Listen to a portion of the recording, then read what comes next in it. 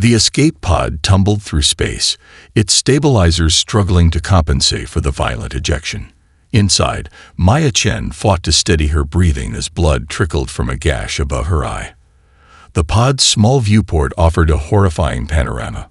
Fragments of the Artemis scattered across the blackness, some pieces still glowing from the heat of the explosion. Her hands trembled as she activated the emergency protocols, her training taking over despite the shock. Recording initiated. The pod's AI announced in a calm voice that felt obscenely inappropriate given the circumstances. Please state the nature of the emergency. Maya swallowed hard, tasting copper. This is Communications Specialist Maya Chen, Earth Vessel Artemis.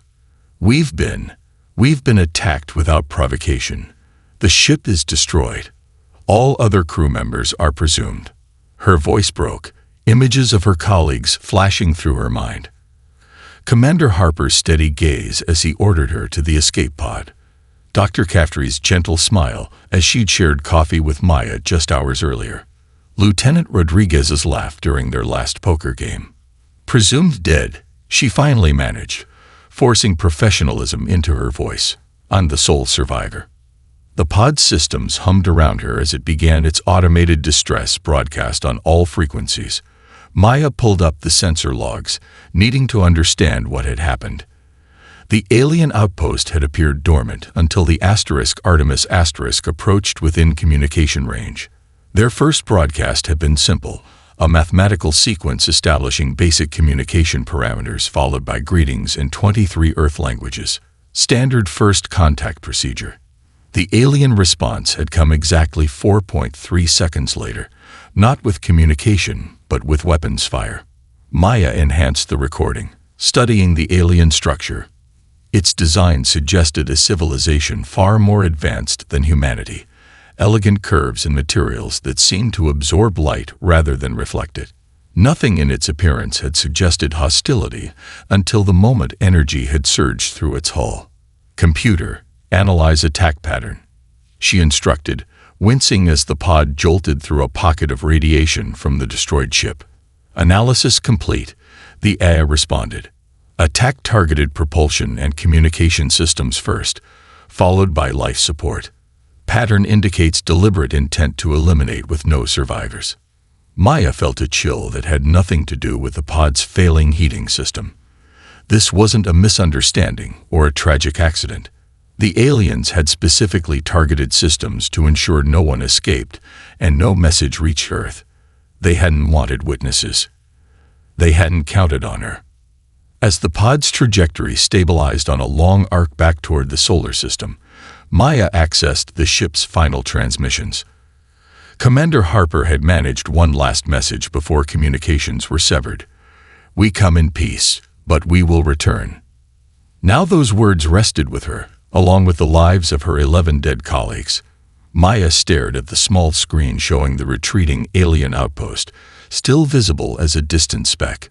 Something about its configuration seemed familiar, though humanity had never encountered alien technology before.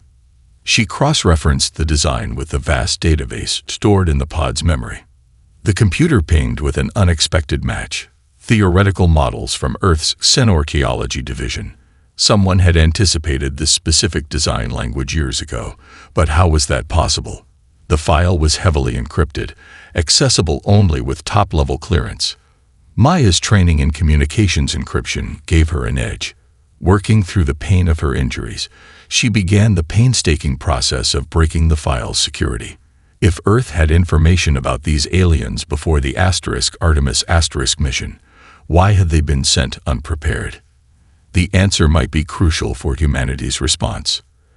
As the pod systems calculated the long journey home, Maya made a vow to her dead colleagues. She would survive. She would reach Earth, and she would ensure that their deaths were not the beginning of humanity's end, but rather the catalyst for something their attackers never anticipated. Outside the viewport, the stars continued their cold, distant watch as the pod carrying humanity's future disappeared into the darkness. Thomas Reed returned to Maya's recovery room after midnight, when the medical staff had thinned to a skeleton crew. The junior intelligence officer carried a secure tablet tucked under his arm and constantly glanced over his shoulder as he approached her bed. "How are you feeling?" he asked, his voice barely above a whisper. Maya pushed herself upright, ignoring the protest from her healing ribs, like someone who should have died with her crew. Her voice was flat, emotionless, a coping mechanism Dr. Okafor had warned the staff about. Reed nodded, understanding in his eyes. "What I'm about to show you isn't officially sanctioned. My superiors think you need more recovery time before full disclosure, but I disagree." He activated the tablet, its screen casting a blue glow across Maya's face. "We've been studying them for longer than anyone's admitted." The tablet displayed images that made Maya's breath catch, detailed schematics of vessels with the same design language as the outpost that had destroyed the Artemis. The timestamp indicated the files were created 14 years earlier. "The Valkyrie," Reed explained, swiping through images, "one of 27 known species in what they call the Galactic Confederation. We've been intercepting their transmissions since 2087 through quantum telescope arrays disguised as climate monitoring stations." Maya's mind raced. If we knew about them, why send the Artemis unprepared? Why weren't we briefed? Reed's expression darkened. Compartmentalization. The Artemis mission was presented as exploratory to the public and most of the crew, but certain elements within Earth's United Intelligence Agencies suspected you might encounter Confederation outposts. They wanted genuine first contact reactions from your crew, no preconceptions or preparation that might appear as hostility. "They used us as guinea pigs," Maya whispered, anger finally breaking through her emotional numbness. "The risk was calculated as minimal," Reed said, though his tone suggested he disagreed with the assessment. "Most Confederation species have followed non-interference protocols with pre-FTL civilizations. The Valkyrie attack represents a significant faction shift within their politics." Maya grabbed the tablet, scrolling through information faster than Reed could track. Her communications training had included rapid data assimilation, a skill that now served a different purpose than intended. "These defense capabilities, these political structures, you're telling me Earth has had detailed intelligence on an interstellar civilization for over a decade and kept it classified?" Reed nodded grimly. "A small group called the Stellar Observation Initiative has been monitoring and preparing contingencies since the first confirmed transmission, but they expected decades more before direct contact became necessary." Maya studied the Valkyrie biological data. A species evolved from pack hunters with an innate distrust of outsiders. Their social structure prioritized stability over all else, including ethical considerations about other sentient life. Something about their evolutionary psychology made immediate sense to her, a species that would eliminate potential threats rather than risk the unpredictable outcomes of peaceful contact. "How many people know about this?" she asked, her mind systematically categorizing the implications. "Fewer than 200 worldwide, mostly high-level intelligence officers and specialized scientists. The public revelation is being prepared now, carefully controlled to prevent panic while maximizing unification."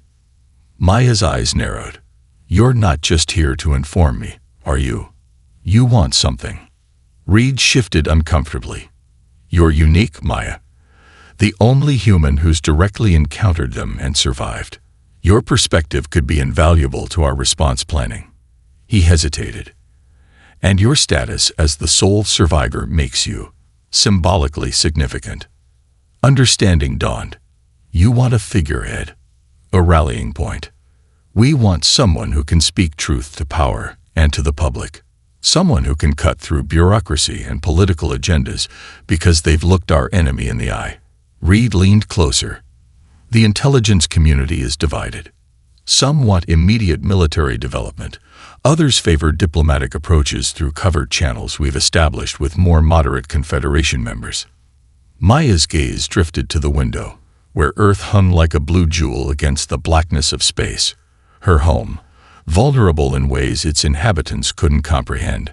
Her mind filled with faces of the Artemis crew, People who had trusted her with their last messages to loved ones during those final chaotic minutes. She turned back to read. Decision made. I'll need full access to everything you have on the Confederation. Every transmission, every analysis, every contingency plan. Her voice strengthened with each word. And I want direct communication with whoever's coordinating Earth's response. Reed's relief was palpable. I'll arrange it immediately. As he moved toward the door, Maya called after him. Reed, this United Front Earth is showing. How long do you think it will last once the initial shock wears off? He paused, hand on the door. That may depend largely on you, Communications Specialist Chen. The title now carried weight beyond its original meaning. Humanity has never faced an external threat of this magnitude. Historical data suggests we'll either fracture under pressure or forge something stronger than we've ever known. After he left, Maya stared at the tablet, absorbing information about the beings who had killed her friends and believed they had eliminated humanity's first steps beyond their solar system. In the sterile quiet of her recovery room, she made a silent promise, not of revenge, but of reckoning. The Valkyrie had judged humanity without understanding them. She would ensure that mistake cost them everything. Dr. Sanjay Patel stumbled to the small cot in the corner of his laboratory, his vision blurring from 72 hours without proper sleep. The prototype engine component hummed on the testing platform behind him, its blue-white glow casting sharp shadows across the room. His team had quietly departed hours ago, but Sanjay couldn't bring himself to leave, not when they were so close. His tablet chimed with an incoming call. Maya Chen's face appeared on screen, the scar across her cheek still angry and red. You're pushing yourself too hard, Sanjay, she said without preamble. He managed a weary smile. Says the woman who discharged herself from medical care 3 weeks early. Despite his exhaustion, affection warmed his voice. In the 6 months since the Artemis incident, he'd come to respect Maya's relentless drive. She'd visited his facility twice, asking questions no bureaucrat would think to ask, pushing for innovations others deemed impossible. The latest simulation results just came through. Maya continued, her eyes flickering to something off-screen. Your modifications to the gravitational wave manipulator exceeded expectations. Sanjay straightened, fatigue momentarily forgotten. By how much? 17%. The Oversight Committee has approved immediate implementation across the fleet. Her expression softened slightly. You're saving lives before the fight even begins, Sanjay. Faster ships mean fewer casualties when the time comes. He glanced at the family photo on his desk, his daughter Amara at her university graduation, beaming with pride. I'm not doing this for the Confederation or even for Earth. I'm doing it for her.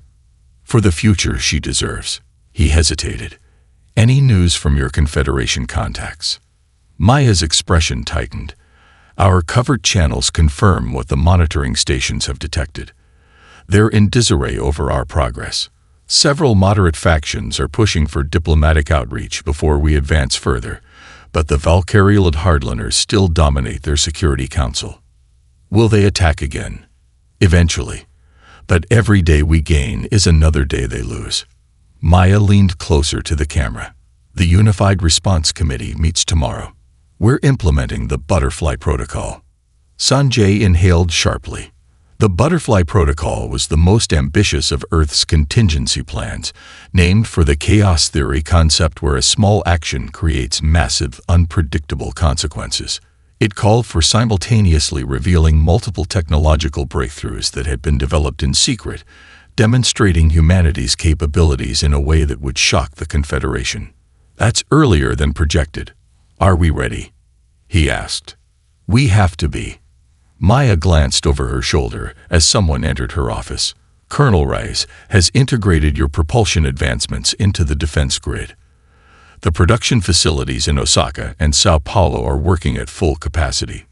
Sanjay nodded, understanding the unspoken message. His research wasn't just academic anymore. It was being weaponized. The thought should have troubled him more than it did, but the images of the Artemis destruction had changed something fundamental in his worldview. "Get some sleep, Sanjay," Maya said gently. "Tomorrow we show the stars what humanity can really do." After the call ended, Sanjay didn't head for the cot as intended. Instead, he returned to his workstation, pulling up a secret project file he'd labeled Prometheus. While his official research focused on propulsion, this side project explored something far more revolutionary, a method for redirecting energy that could potentially render conventional weapons useless. He hadn't shared it with Maya or the committee yet. The technology was still theoretical, the mathematics barely comprehensible even to him. But if it worked... A soft knock at the laboratory door interrupted his thoughts. Dr. Eliza Okafor, the same physician who had treated Maya after her rescue, stood in the doorway, holding 2 steaming cups. "I figured you'd still be awake," she said, offering him a cup of chai. "Maya called me. Said you needed perspective." Sanjay accepted the drink gratefully. "Did she also tell you tomorrow they're implementing Butterfly?" Eliza nodded, settling into a chair beside him. "All medical facilities are on standby alert. Not that anyone's told the public yet." She studied his exhausted face. "You're holding something back from the committee, aren't you?" He'd forgotten how perceptive she was. They'd attended university together decades ago, before their paths diverged. He into theoretical physics, she into xenobiology, and then emergency medicine. "If the Valkyrie attack again, propulsion advancements won't be enough," he admitted. "We need something they can't counter." He turned his screen toward her, showing complex equations and energy distribution models. Eliza studied the display, her medical training insufficient to grasp the details, but adequate to understand the implications. "You're creating a shield, not a sword." "Exactly." Sanjay ran a hand through his disheveled hair. "Everything in their attack pattern suggests a species that understands aggression better than defense. They expect us to build bigger weapons, to strike back. They've prepared for that response. What they haven't prepared for is a civilization that makes their weapons obsolete rather than escalating the conflict." As dawn broke over the research facility, illuminating a world transformed by singular purpose, Sanjay and Eliza refined his calculations. Neither spoke of what would happen if they failed. The weight of humanity's future pressed down on them, heavier than fatigue, stronger than fear. Outside, construction crews broke ground on yet another manufacturing complex, one of hundreds being built simultaneously across the globe. Earth was changing, evolving in ways no one could have predicted. And somewhere in the darkness between stars, their enemies watched, unaware that the isolated planet they had dismissed as primitive was about to rewrite the rules of interstellar conflict. Captain Marcus Williams stood motionless on the bridge of the Phoenix, his weathered face revealing nothing as the Valkyrie monitoring station came into view on the main display. He'd spent 23 years in Earth's naval forces before being selected to command humanity's first interstellar military vessel, but nothing in his experience had prepared him for this moment. "Station is scanning us, sir," Lieutenant Prisha Kapoor announced from the tactical station. "Their weapons systems are powering up." Williams nodded calmly. "Maintain our position. No defensive posture yet." The bridge crew exchanged uncertain glances. They'd trained for combat scenarios, but Williams' restraint hadn't been part of the simulations. Only Maya Chen, standing quietly near the communications array, seemed unsurprised by his approach. "Captain," Commander Jackson protested quietly, "protocol suggests." "I'm well aware of protocol, Commander," Williams interrupted, his voice firm but not harsh. "But I didn't spend my career following rulebooks when the situation demanded judgment." He turned to Maya. "Ms. Chen, are you ready?" She stepped forward, her scared face illuminated by the blue glow of the display. She prepared for this moment for 18 months, rehearsing what humanity's first official words to their attackers would be. Now that the moment had arrived, she set aside her prepared statement. "Open the channel," she said simply. The communications officer complied, and Maya found herself facing a Valkyrie officer whose rigid posture and multifaceted eyes betrayed surprise and alarm. "I am Maya Chen of Earth," she began, her voice steady. "The sole survivor of the research vessel Artemis, which your people destroyed without provocation or warning." She paused, letting the words hang in the void between their vessels. "I stand before you now, alive despite your best efforts, representing a planet you gravely underestimated." The Valkyrie officer started to respond, but Maya continued, "We know who you are. We know what the Confederation is. We have been watching you as you watched us, learning your languages, studying your technologies, understanding your politics." She stepped closer to the camera. "You judged us as primitive because we focused our resources on solving internal challenges rather than reaching for the stars. That was your first mistake. Your second was assuming that attacking us would cow us into submission." The Valkyrie's translator produced a series of clicking sounds as he finally spoke. "Your presence here violates Confederation security protocols. Your vessel should not be capable of reaching this position. Yet here we stand," Maya replied. "We request formal dialogue with Confederation representatives to discuss reparations for the Artemis and recognition of Earth's sovereign status." The Valkyrie commander's upper appendages twitched in what Williams recognized as agitation. "Impossible. Unaligned worlds must petition through established channels after centuries of observation and assessment." Captain Williams stepped forward to join Maya. "Perhaps you misunderstand our position. This is not a petition. It is notification that the rules have changed." He nodded to Lieutenant Kapoor, who activated a pre-programmed sequence. Around the Valkyrie station, 5 additional Earth vessels materialized from quantum tunnels, a technology the Confederation believed was theoretical at best. They appeared simultaneously at precisely calculated positions, demonstrating both technological sophistication and tactical coordination that should have been impossible for a primitive civilization. The Valkyrie commander's posture shifted dramatically, secondary appendages moving to what intelligence briefings had identified as a defensive communication stance. "This outpost is not authorized for diplomatic engagement." "Then I suggest you contact someone who is," Williams replied evenly. "We'll maintain position and await their arrival." As the transmission ended, the bridge crew exhaled collectively. Commander Jackson approached the captain. "Sir, maintaining position makes us vulnerable if they call for reinforcements." Williams smiled slightly. "Who says we'll still be here when they arrive?" He turned to the navigation officer. "Implement shadow protocol. I want our ships shifting positions every 17 minutes while appearing to remain stationary." The technique, developed based on studies of Confederation sensor limitations, would make their vessels seem to maintain position while actually moving continuously, making targeting nearly impossible. Maya watched the Valkyrie station, its lights pulsing with what she now recognized as emergency communication patterns. "They're panicking," she observed quietly. "Good," Williams replied, his voice carrying to the entire bridge. "Fear isn't our goal, but respect is." He addressed his crew. "This is the moment that changes everything. We didn't come seeking war, but we will not shrink from showing our strength. The next few hours will determine whether humanity engages with the galaxy as partners or opponents." As the Phoenix implemented its tactical dance around the Valkyrie outpost, Williams returned to his command chair, carrying the weight of humanity's future with practiced ease.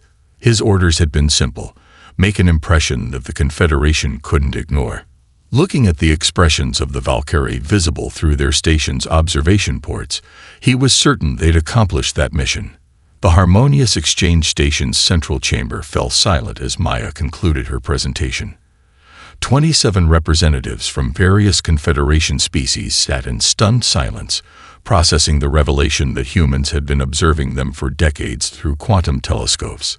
The Valkyrie delegation's lead diplomat, Senior Envoy Trazek, was the first to recover. "These claims are preposterous," he declared, his translator rendering his clicks and whistles into smooth, accentless English. No pre-FTL civilization possesses such observation capabilities. Maya smiled slightly. Yet here we are, discussing your internal politics and military deployments with remarkable accuracy. She turned to the Morrigan representative, a squat amphibious being with luminescent skin patterns. For instance, your species recently suffered an ecological crisis on your southern continent, something you've kept from your Confederation allies. The Morrigan's skin flashed with patterns that the human intelligence briefings had identified as shock and alarm. How could you possibly? The Morrigan began before composing himself. This is an outrageous breach of sovereignty. Is it? Maya countered softly.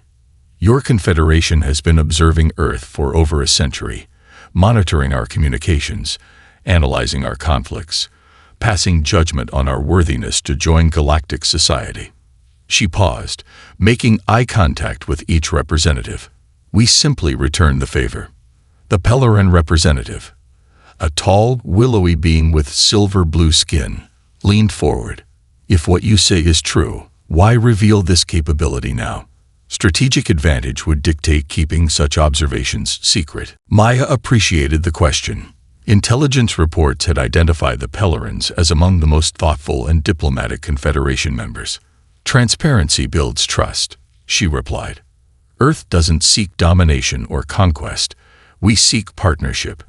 But partnership requires mutual respect, not the patronizing oversight your Confederation has imposed on developing worlds.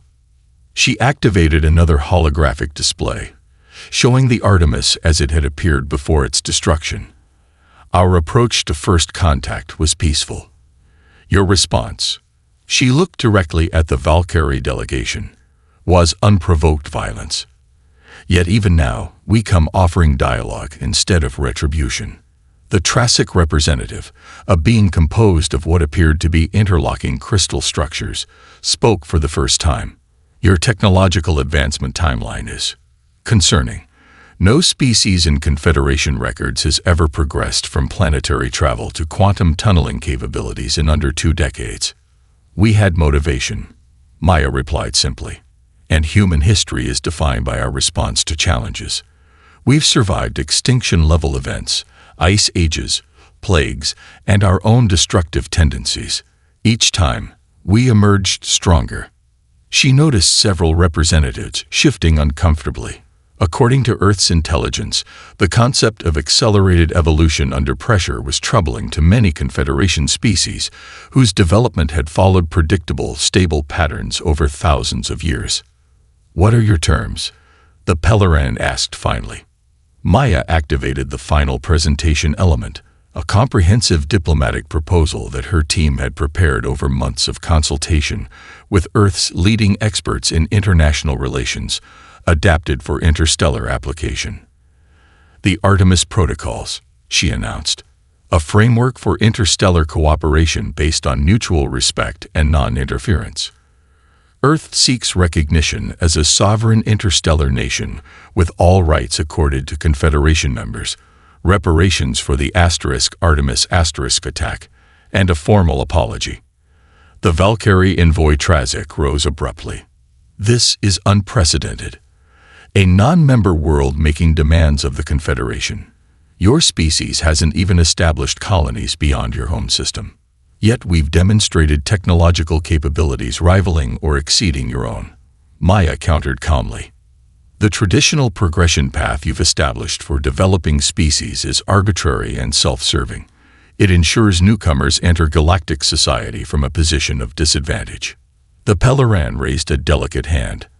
I suggest we recess to consider Earth's proposal. This situation is indeed unprecedented. As the representatives filed out, Maya noticed several making direct eye contact with her, a behavior her briefings suggested indicated interest in private communication. The diplomatic web was forming exactly as the strategic models had predicted. Earth's approach was creating fractures in Confederation unity. Ambassador rule of the Hedarian collective lingered until they were nearly alone. The insectoid being's compound eyes studied Maya intently. Your species puzzles us, the ambassador said, translator converting the series of rapid clicks. You speak of peace while demonstrating military capability. You request partnership while revealing you've observed us in secret. Maya met the ambassador's gaze. Humans are complicated. We desire peace but prepare for conflict. We hope for the best while planning for the worst. These aren't contradictions to us. They're complementary approaches to survival. And what does humanity truly want from the galaxy? Maya Chen. She considered the question carefully. Her prepared diplomatic response would emphasize mutual benefit and shared knowledge. But something in the Hadarian's demeanor invited honesty. A future, she replied simply. One where our children can look to the stars with wonder instead of fear. One where different species can learn from each other without domination or subjugation. She paused. And justice for those we've lost. The Hadarian's antennae quivered slightly. Some among the Confederation fear your kind. They worry you represent a destabilizing force in a carefully balanced system. Perhaps the system needs destabilizing, Maya suggested. Change can be beneficial, even necessary. Indeed. The ambassador moved toward the exit but turned back. Not all of us approved of the action against your vessel. Remember that as events unfold. As the Hadarian departed, Maya stood alone in the chamber. The first diplomatic engagement was proceeding exactly as Earth's strategic models had predicted. The Confederation's fault lines were already showing. Now came the delicate balance, applying enough pressure to create opportunity without triggering a unified defensive response. She touched the scar on her face, a permanent reminder of the Artemis and the colleagues who hadn't survived. We're changing the rules, she whispered to their memory. Just like you always said we would, Commander. On Valkyrie Prime, citizens crowded the streets, faces turned skyward as the Earth vessel Perseverance maintained its position above the governmental district. Unlike military vessels with aggressive profiles, the Perseverance featured elegant lines and a distinctly non-threatening design. A deliberate choice that made its presence all the more unsettling. Inside the Valkyrie High Command Center, Supreme Commander Vornat slammed his primary manipulator against the strategy table. How did they penetrate our defensive grid? He demanded, compound eyes flashing with shifting colors that indicated extreme agitation. Our planetary shields are impenetrable. Chief Science Advisor Helner studied the sensor readings with growing dismay. They didn't penetrate the shields, Supreme Commander. They bypassed them entirely. The human vessel appears to have materialized directly through a localized quantum tunnel. Her voice dropped. Technology we believed was theoretical at best. On the main display, similar reports flooded in from 26 other Confederation worlds. Each reported the same phenomenon. Human vessels appearing simultaneously through means that defied their defensive protocols, broadcasting the same message in perfectly rendered local languages. We come in peace, but we will not be denied our place. The message's elegant simplicity was far more effective than threats would have been. By demonstrating capability without aggression, the humans had achieved something far more valuable than military advantage. They captured the imagination of Confederation citizens who were now questioning their leadership's portrayal of humans as primitive and aggressive. Supreme Commander Vornat turned to his communications officer. Establish contact with the human vessel. There, waiting for your call, sir, the officer replied uneasily. They opened a channel the moment you requested it. The main screen flickered to life, showing the bridge of the Perseverance. Captain Laila Kazemi stood center frame, her expression neutral yet confident. Supreme Commander, she acknowledged in flawless Valkyrie, without need for translation. I trust we have your attention. Vornat's mandibles clicked in barely restrained fury. This violation of Confederation sovereign space is an act of war. Captain Kazemi raised an eyebrow. Is it? By what measure? We have fired no weapons. We have harmed no one. We have simply visited. She gestured to her weapons officer. Our systems remain in standby mode. Scan us if you wish to confirm. The science advisor did so, her unease growing. They're right. No targeting locks, no energy buildup in weapon systems. You bypassed our defensive systems. Vornat hissed. Yes, Kazeni agreed simply. Just as you bypassed diplomatic protocols when you destroyed our research vessel without warning or provocation.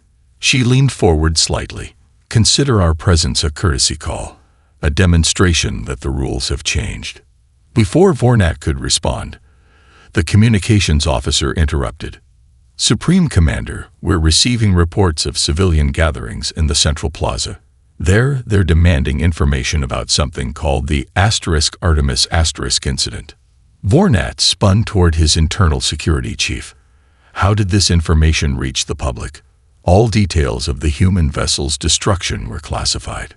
The security chief's appendages twitched nervously.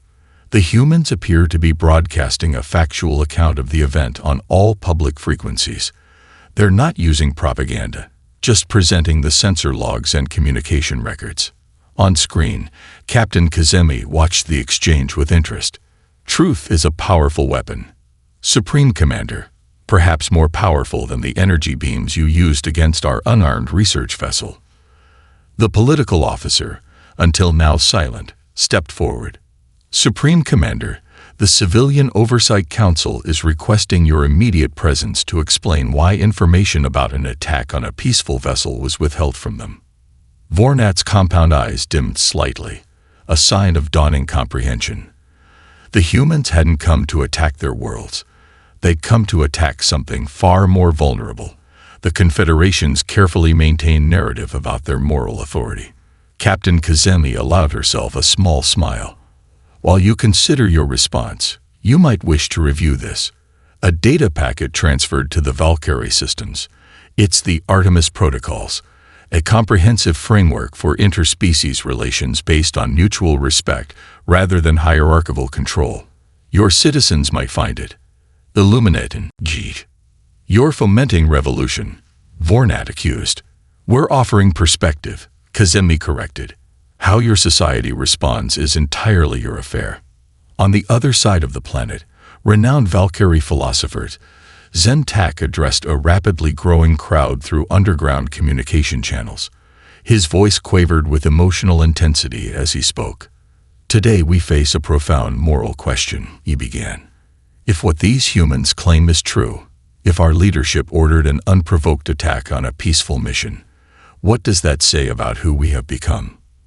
The philosopher's compound eyes shifted to the contemplative blue pattern, rarely seen in modern Valkyrie society. Our ancestors taught that strength lies in wisdom, not merely in power. They would be ashamed of what we have done in the name of security. His words spread across Valkyrie Prime with unstoppable momentum, amplified by millions who had long harbored doubts about their government's increasingly militaristic stance.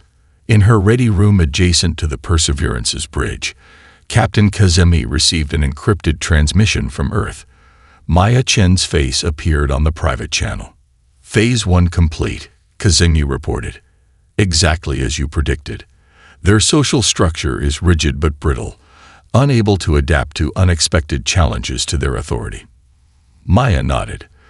The same pattern is repeating across the Confederation. 7 species have already initiated direct diplomatic contact, bypassing traditional channels. And the hardliners, precisely as anticipated, preparing for military response. Maya's expression remained calm, which is exactly what Colonel Reyes has been waiting for. As the Perseverance maintained its vigil over Valkyrie Prime, the seeds of transformation took root across 27 worlds simultaneously, not through military might, but through something the Confederation had never anticipated: the contagious power of uncensored truth. Colonel Diana Reyes stood in Earth's unified command center, her posture rigid as she watched the incoming Valkyrie fleet on the massive tactical display. 18 warships, each carrying enough firepower to level a city, approached Earth in attack formation. Intelligence had predicted this response when diplomatic channels reached an impasse, a desperate show of force from a faction losing its grip on power. All civilian shelters report secure status, her executive officer announced. Orbital platforms are fully operational. Diana nodded, her expression revealing nothing of the fierce pride she felt. 2 years ago, Earth had been virtually defenseless against interstellar threats. Now, a protective network of satellites and stations encircled the planet, the culmination of her team's relentless work. "Let them come," she said quietly. "It's time to show them what we've built." On the Lid Valkyrie warship, Fleet Commander Zexnar studied the approaching human homeworld with grim satisfaction. Intelligence suggested the humans had concentrated their resources on exploration vessels and diplomatic craft, leaving their homeworld with only rudimentary defenses. "Weapons systems at full capacity," his tactical officer reported. "We are in optimal firing range for orbital targets." Zexnar raised his primary appendage. "Begin with their communication satellites. Then target military installations. Minimal civilian casualties. We want submission, not extermination." The order was acknowledgement of a fundamental shift in Valkyrie strategy. Originally, the Artemis had been destroyed to prevent human advancement entirely. Now, with humanity's unexpected technological leap, the goal had changed to containment and dominance. "Commencing attack," the tactical officer announced. Brilliant energy beams lanced from the Valkyrie vessels toward Earth's orbital infrastructure. What happened next defied Confederation military doctrine. Instead of exploding or disintegrating, Earth's defensive platforms absorbed the incoming energy, their surfaces rippling like liquid metal as they processed the attack. Then, impossibly, the energy dissipated into harmless radiation that spread into space, away from Earth's atmosphere. Zexnar stared in disbelief. "Continue the attack. Full power to forward batteries." The Valkyrie fleet unleashed its combined firepower, enough energy to shatter a small moon. Earth's defensive network glowed blue-white under the assault, but remained intact, continuing to redirect the incoming energy away from the planet. In the command center, Colonel Rice watched with vindication as Dr. Patel's theoretical work performed exactly as designed. The Prometheus shield didn't try to block incoming attacks with brute force. Instead, it channeled the energy through quantum redistributors, effectively rendering conventional weapons useless. "Are we returning fire?" a junior officer asked tentatively. Diana shook her head. "That's not our strategy. Prepare communication channels." On the Valkyrie command ship, confusion turned to alarm as sensors detected no damage to Earth's defenses despite 5 continuous minutes of bombardment. "Impossible," the science officer whispered. "No defense system can absorb this level of energy without failing." Before Zexnar could order a tactical repositioning, his communications officer interrupted. "Incoming transmission from the surface, Commander." The view screen activated to show Colonel Rice, her uniform bearing no weapons or aggressive insignia. Another calculated choice. "Fleet Commander," she acknowledged, speaking flawless Valkyrie. "I trust you've completed your demonstration." Zexnar's compound eyes flashed with rage. "What trickery is this? How are you intercepting our attacks?" "Not intercepting," Diana corrected calmly. "Redirecting. Your weapons are impressive, but fundamentally unchanged for centuries. You've relied on overwhelming force rather than innovation." She allowed herself a small smile. Humanity took a different approach. She gestured to someone off-screen, and the tactical display changed to show the energy from the Valkyrie attack being harmlessly channeled into space. "You can continue firing until your energy reserves deplete, or you can recognize the strategic reality. Your weapons cannot harm us. This isn't a battle. It's a lesson." Zexnar's secondary appendages twitched with agitation. "The Confederation will not stand for this defiance. We can deploy planet killers." "No, you can't," Diana interrupted, her voice hardening. "Confederation law explicitly forbids planet-killing weapons, and 19 member species have already recognized Earth's sovereign status. Any such attack would fracture the Confederation permanently." She leaned forward slightly. "And we both know your leadership is already facing internal revolution after the truth about the Artemis reached your public." On 3 Valkyrie vessels, something unprecedented occurred. Junior officers moved against their commanders, accessing communication systems to broadcast directly to the fleet. "Commander Zexnar speaks against the will of our people," one officer declared. "The unprovoked attack on the humans violated our most sacred principles. We will not participate in another such crime." Across the Valkyrie fleet, similar challenges to authority erupted. The rigid command structure, unchanged for generations, fractured under the moral weight of their actions. In Earth's command center, Diana watched the disarray with measured satisfaction.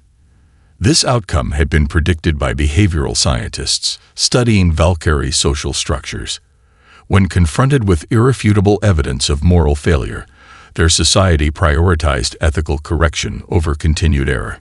3 Valkyrie vessels are breaking formation, her tactical officer reported. "They're requesting communication with us directly, bypassing their command structure." Diana nodded. "Open channels." The image of a younger Valkyrie officer appeared, his posture conveying determination despite obvious apprehension. "I am Sub-Commander Kelvor. We request asylum. We can no longer support leadership that betrays our founding principles." For the first time since the crisis began, Diana allowed her professional demeanor to soften slightly. "Asylum granted, Sub-Commander. Transmitting coordinates for safe approach." As the 3 defecting vessels changed course, the remaining Valkyrie fleet fell into disarray. Without the ability to inflict damage and facing internal rebellion, Commander Zexnar had no tactical options remaining.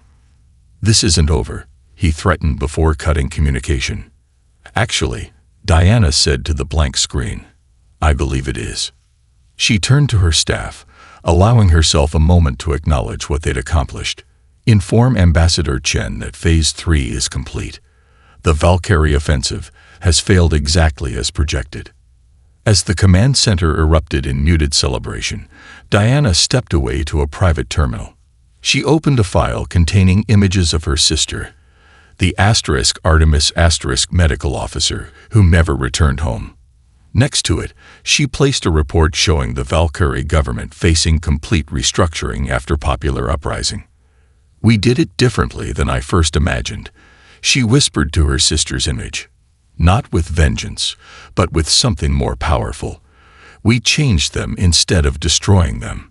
Outside the command center windows, Earth continued its peaceful rotation, now protected by technology that had transformed defense itself, rendering aggression not just difficult, but pointless. Sunlight streamed through the vast glass dome of the Geneva Grand Assembly Hall, casting prismatic patterns across the gathered dignitaries.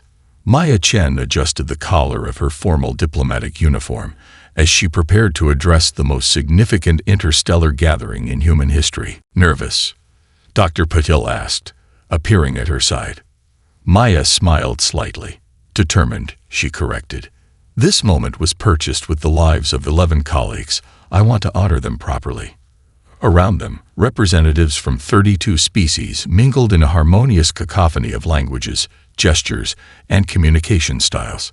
5 non-Confederation species had joined the proceedings specifically because of humanity's approach to interstellar relations, civilizations that had previously avoided the hierarchical Confederation structure.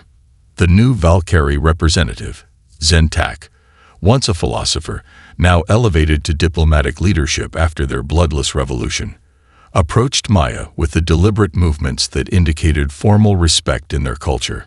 "Ambassador Chen," he greeted, compound eyes shifting to contemplative blue. "Before the ceremony begins, I wish to convey something personally." Maya nodded, noticing how different this Valkyrie's demeanor was from the military commanders who had ordered the Artemis destroyed. "My people's shame cannot be erased with words," Zentak continued. "The attack on your vessel violated everything our ancestors valued. We allowed fear to override wisdom." His primary appendages formed the Valkyrie gesture of profound regret. "The reparations we offer are inadequate compensation for lives lost, but represent our commitment to a different path forward." Maya studied him thoughtfully.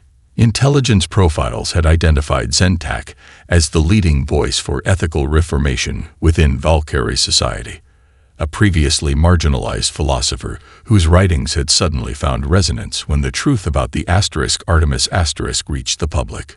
Loss cannot be undone, she acknowledged, but meaning can be created from it. That's what we're doing today. The assembly chimes sounded, calling attendees to their positions. Maya took her place at the central podium, facing representatives arranged in a semicircle before her. The seating, designed collaboratively by xenoanthropologists from multiple worlds, accommodated physiological needs while deliberately avoiding hierarchical positioning. Representatives of sovereign worlds, Maya began, her voice carrying clearly through the acoustically perfect chamber. 2 years ago, a single act against humanity altered the course of galactic history. The destruction of the Artemis was intended to contain us, to prevent our advancement into interstellar society. She activated a holographic display showing the Artemis as it had appeared before its destruction. The attack failed in its objective.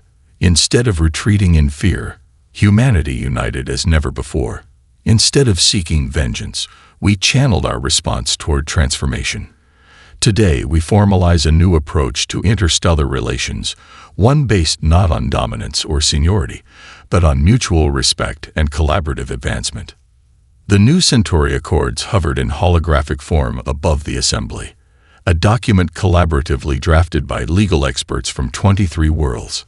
The Artemis Protocols at the heart of these accords establish principles that transcend individual species' interests. Maya continued. Non-interference in internal development. Equal standing regardless of technological progression timeline. Shared responsibility for interstellar stability. She paused, making eye contact with key representatives. Most importantly, these accords reject the premise that advanced civilizations have the right to judge developing ones, a premise that nearly led to conflict that would have benefited no one. As Maya spoke, Dr. Patel sat beside Colonel Reyes in the human delegation. Did you ever imagine this outcome when you began working on propulsion systems? Reyes asked quietly. Patel shook his head. I was driven by anger at first, determination to ensure we couldn't be targeted again. You. The same, Reyes admitted. I wanted to build weapons that would make them regret attacking us. She gestured toward the peaceful assembly. This is better. On the podium, Maya reached the ceremonial portion of the proceedings.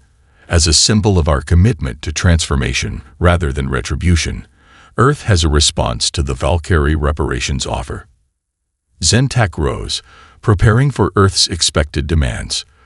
The Valkyrie had assembled substantial resources, technology, knowledge, materials, as compensation for the Artemis attack.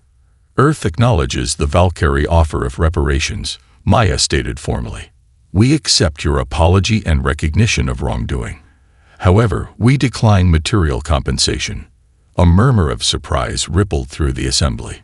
Declining reparations was unprecedented in Confederation history.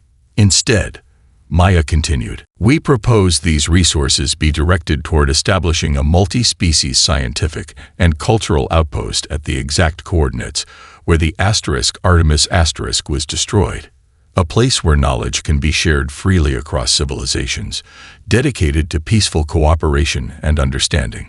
Zentak's compound eyes flashed with an emotion that required no translation, profound relief mixed with respect.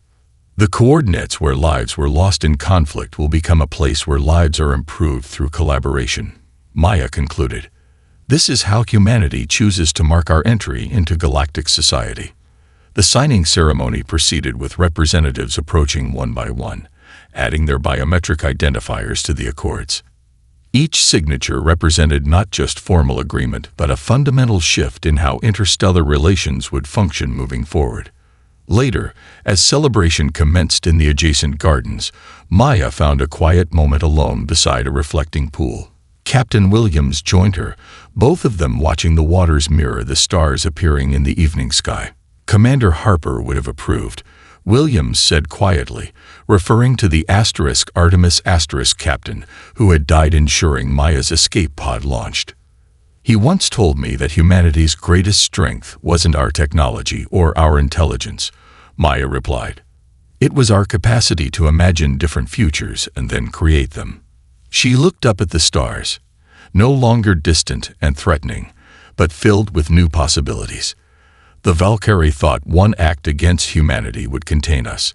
Instead, it launched us into the stars faster than anyone could have imagined. Williams nodded thoughtfully, not through conquest or domination, but through transformation. We changed ourselves, and in doing so, changed them. Across the garden, delegates from 32 worlds conversed, shared meals adapted for various biologies, and began forming connections that would shape the galaxy for generations to come. Above them all, barely visible in the early evening sky, construction had already begun on the massive Artemis Memorial Station *, its distinctive spiral design visible from multiple worlds on clear nights, a constant reminder that from a single act of destruction had emerged a new galactic order. Maya touched the scar on her face one last time, a habit she would gradually lose in the coming years. "We come in peace," she whispered, echoing the Artemis*'s final transmission. "And we're here to stay."